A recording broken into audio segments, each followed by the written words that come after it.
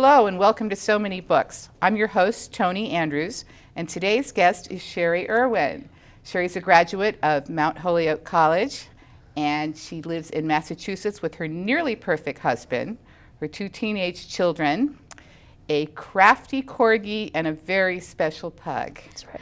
And Sherri has a new book out called Naughty or Nice, about a woman who has to choose between 2 men, one of whom has a distinct advantage. He's an actual Greek god. Welcome, Sherri. Thank you. It's nice to be here, Tony. Sherri, I was looking at your website, and I had recently read Naughty or Nice, and I really enjoyed it. Thank you. Really enjoyed it. And this is a little bit, I found your books to really be a different twist on the whole paranormal thing, because a lot of the paranormal stuff seemed to be about vampires and werewolves and demons, and don't get me wrong, I love me a good vampire. I do love a good vampire. Yeah. But the Greek gods, that was a really, really different thing. How'd you come up with that?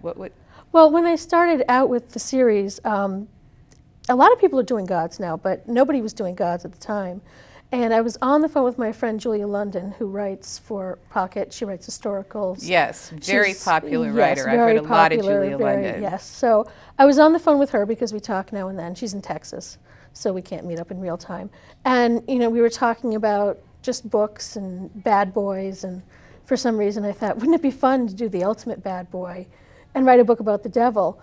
But yeah, I was thinking about that. And To Hell with Love, which is the book leading up to Naughty or Nice, and they're related. They always talk about how women love a bad boy. Well, I don't think you could find a bad boy much more bad than she actually falls in love with the devil. The devil, yes. And you get away with that. He likes to think of himself in the Greek tradition as Hades. It's Hades, the lord of the underworld. So he's maybe not as bad as he might come across at first. We don't actually call him Satan at any right. point. He thinks of himself more Hades, as this figure of judgment. So he's not really, he doesn't like to think of himself as a bad guy. Well, none of them like to think of themselves as a bad guy. And Kate's the last person he would think would fall for a bad boy. So yes, Kate it's a big surprise to her when she falls for the devil himself. I want to talk to you a little bit about writing. Now, you said that you had your first book published just before your 30th birthday. Right. Had you always written? Had you written your whole life? I had written my whole life. I've always wanted to be a writer. I've always been into words. When I was in 3, I think, I started reading. Well, I started reading at age 2, my mother will tell you. But really? I remember being like 3 years old, and my sister started school. My older sister, Debbie, she's about 2 years older than I am. And she got this reading award at kindergarten that she hung on our bedroom mirror. We shared a bedroom. And I remember looking at that reading award and thinking, it should be mine. It should be mine. And the sibling rivalry just drove me to really, start reading. And from reading came the writing, and it just progressed from there. But I've always known that I wanted to write books, and that's what I've always wanted to do for a living. And did you write for a long time before you got discovered? Or? Yeah, well, I did and I didn't. I didn't write anything serious for publication until I met my husband in college, and we were college sweethearts. And the plan was to get married and start a family, and then I would take time off from my banking job and maybe try to write. And we ended up having our first child very soon after we got married. And I graduated from college the same year we got married. So I graduated, we got married, we had the first baby. So I said, I'm quitting my banking job and I'm staying home with him, and I'm going to write. But I didn't have time to write my name for the whole, first 2 years. I thought I would have all this time to write. I'll be a stay-at-home mom. I'll have time to write. Yes. Sure, no problem. Yes. So Nick kept me very busy and very tired. So I didn't have time to do much of anything. And finally, by the time we had our second child, and they both, were in kindergarten, then I had time to write. Now, your first 2 books were both historical romances. Which were the first, when I first read romance novels, I read everything for my whole life, every kind of book, every genre, very serious literature, very light, fluffy stuff.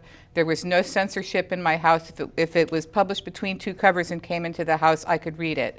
But the very first romances that I ever saw were the kind of the stereotypical, very romantic, what they call the bodice rippers Back with then. the clinch covers, and they were the historical romances. So in my mind, romance novel meant historical romance. That was what a Right. romance was to me.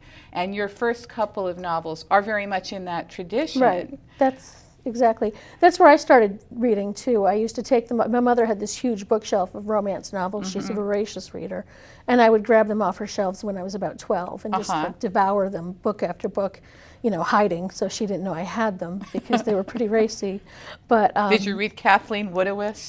I did, and Joanna Lindsay was my favorite. Oh yes, back then. yes, I loved they were Joanna very Lindsay. racy. So, both of those. yes. I didn't Yeah. even really know what these things that they were doing were, but it sounded Right. exciting. I think if we read them back now, we would think they were pretty tame in comparison to what we're publishing now. reread not long ago one of the old Kathleen Woodiwiss things just to see if it was still as thrilling as I remembered, and maybe it was nostalgia, but it was. Yeah, I it was? absolutely Really? loved it. I loved I'll it. have to read them again. I 'cause there loved was it. some I great read books I in the reread The 80s Wolf and and the Dove. that if was you a good remember one. I read The that Wolf one. and the I don't Dove. remember it well because it was a long time ago when I read But then, it. now, so you had those two books published, Yes. and they were, the names of them are The Scoundrel's Vow Scoundrel's was the first Vow. one, and then Once Wicked. Once Wicked. the I love second. that title. Once And I published Wicked. those as Sherri Browning under my maiden name. As Sherri Browning. Yes. Yeah, and you're Sherri Browning Erwin is the name that I see Yes. on your website, and these Right. are under Sherri Sherri Erwin, which Erwin, is your married right. name. Yes. And then there was quite kind of a long hiatus there. Yes, there was. Yeah. Was that on purpose? It or? was kind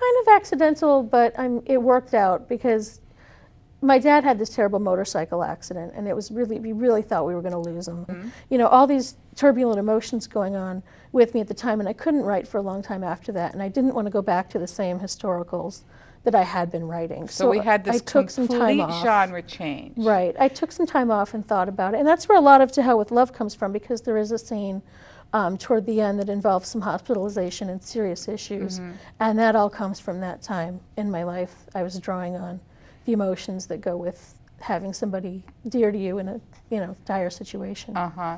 And then now, would you ever go back to writing historicals? I would. I'm actually thinking about doing one now because I love them so much. I'm a Jane Austen fan. Yes. Now, I wanted to ask you about Jane Austen because oddly, for these very, very contemporary novels that are kind of racy and have this otherworld theme of Right. in the first one she's with Hades, and in the second one it's Hermes who's the messenger of the gods and Hades' nephew.